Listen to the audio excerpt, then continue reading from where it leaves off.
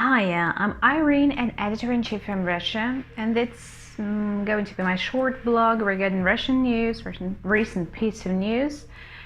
I hope it's not going to be long. I don't have any script, just some points that I want to tell you about. At first, Kamchatka. Have you ever heard of this region in Russia? Frankly speaking, I've never been there because it's very, very far away, very distant, somewhere far from where I live in St. Petersburg. It's very pricey for me to go there, and I doubt that I ever will. But if you want to go there, and if you want to know Kamchatka better, first of all, I recommend you watch a documentary movie made by our famous YouTube blogger, Yuri Dudь. I'll leave a link on his movie, on his documentary about Kamchatka in the comments, in the description below. So enjoy. Why do I want to talk to you about Kamchatka? There was an environmental disaster.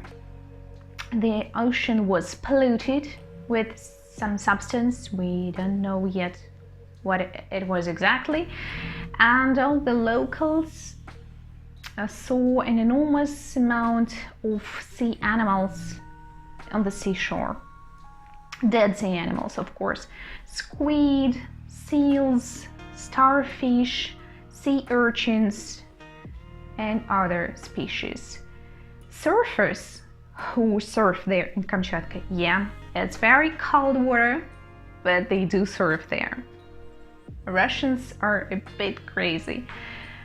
Surfers were the first to notice all these dead species, and they made those videos on YouTube. If I have time, I'll probably show you some pics or videos. They will appear somewhere here.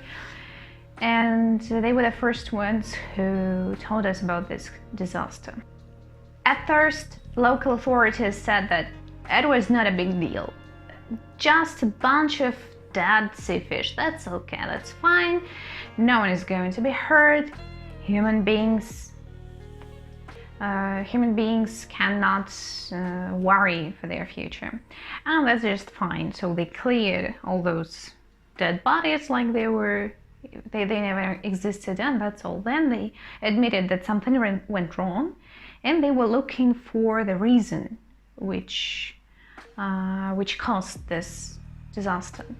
So the main versions are oil spills made by a tanker, then toxic waste from I don't know from exactly what, from some leftovers of something toxic. Really, I'm not into this. I'm not a chemistry specialist, but in the Soviet Union time, and even now in Russia, when our government doesn't longer need something hazardous, some substances, it just buries them somewhere. Just nobody can seize it, and that's fine. They just don't exist. But something happened. Probably this toxic waste leaked and poisoned all the sea species. Oh, ocean species, I'm sorry. And the next version is propellant fuel. But the most plausible is regarding toxic waste, and something went wrong with all those buried poison, venomous things.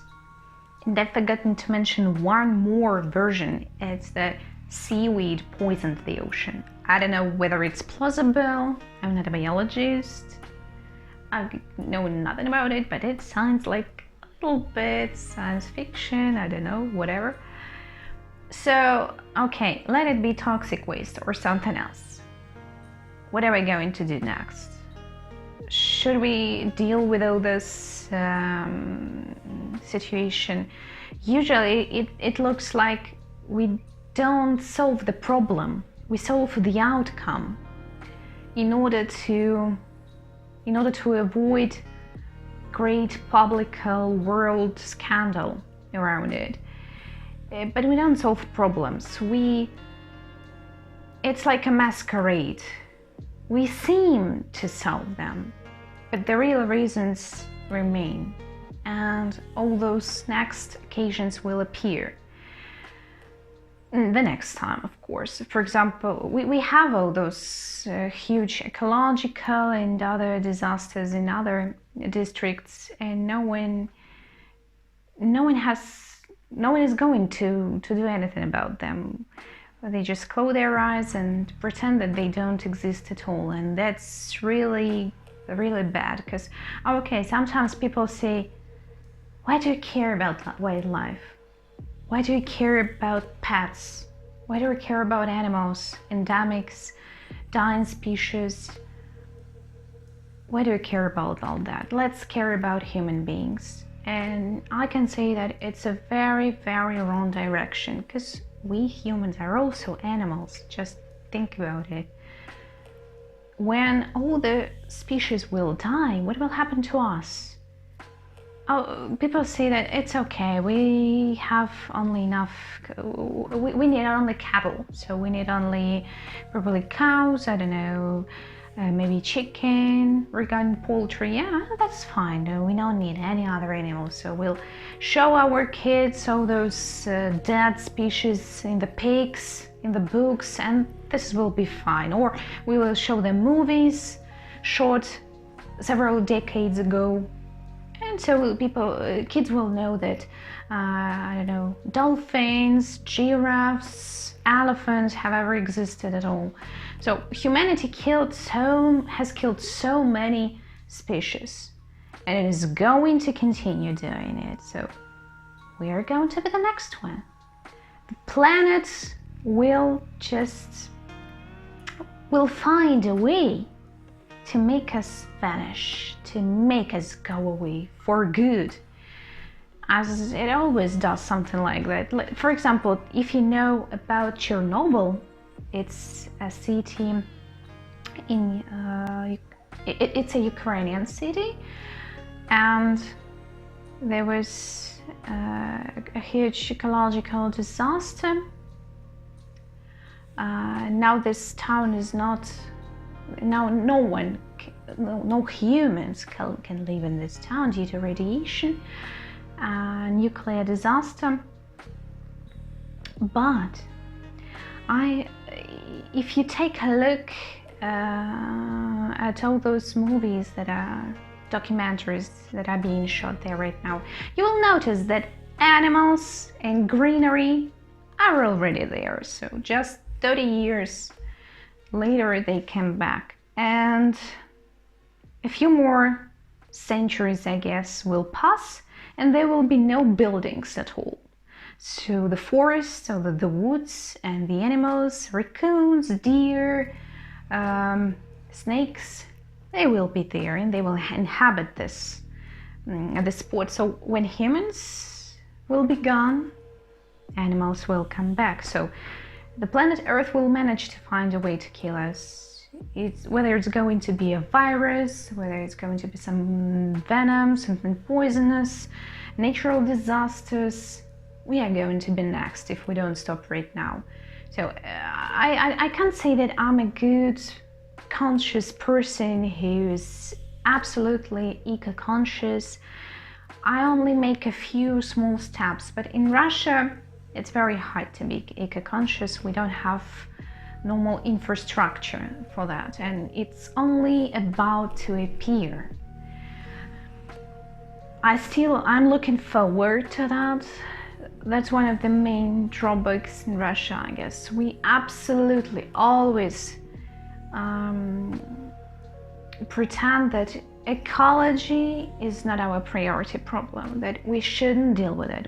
We got other health issues, healthcare, social services, education, other problems to deal with first. But it is always going to be like that. If we postpone it now, then we'll postpone it 10 years later, 50 years later, 100 years later. It's never going to change. And if our government isn't going to do something about it, then I don't know. I don't know what to do with this. So locals, all people in Russia started to fight for their future and for the future of their kids.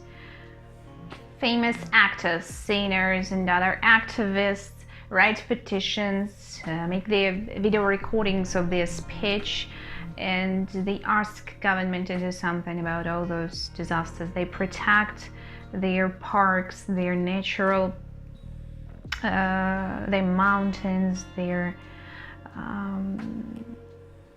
nature, wildlife, and don't want them to be gone for good, for the benefit, for the sake of factories. And also there is another example of an ecological disaster. Our city Krasnoyarsk, it's also very far away from me. Now it's all polluted. The air is absolutely polluted. People cannot breathe fresh air. They have cancer. Their kids have cancer, grown-ups, adults have cancer. And it's almost impossible to live there. So if a person lives in Krasnoyarsk and they want to move to another city and they want to sell their apartment, it's almost impossible. They can sell it for peanuts, and I don't know, they will have to start from scratch. No one is going to give them anything. And that's very, very, very sad news here, piece of news here. When I started at school, it was only, we discussed ecological problems at lessons, at the English lessons, and all these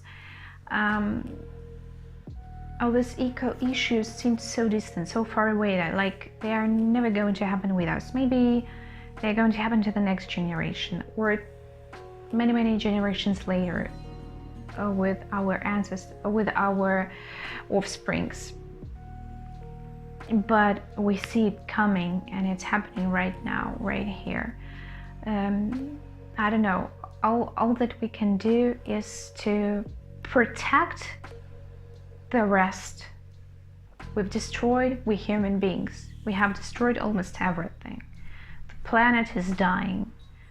And I think that it won't die, really. It's like a living being. It will just get rid of humans. And that's absolutely evident. If we look at Chernobyl, we'll make sure that the planet Earth is going to exist, but without us, without the most dangerous animal on this planet. So I'm sorry for a sad piece of news, but I had to tell about it. There is nothing funny about it. That's not entertaining. But if you want to see beautiful Kamchatka with all those mountains, volcanoes, with all that splendid scenery, we have to do something right now.